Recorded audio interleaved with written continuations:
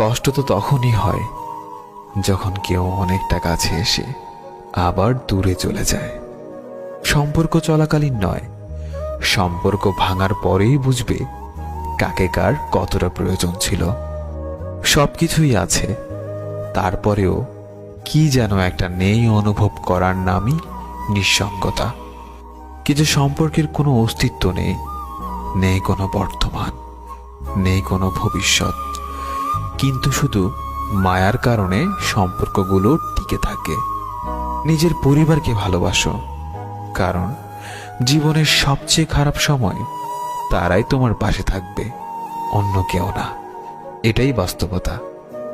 আমাদের ভেতরটা যখন কষ্টে ভরপুর হয়ে ওঠে, তখন কিছু কষ্ট উপচে বাহিরে চলে আসে। আমরা তার নাম দিয়েছি অশ্রু। এই অশ্রুই হলো আমাদের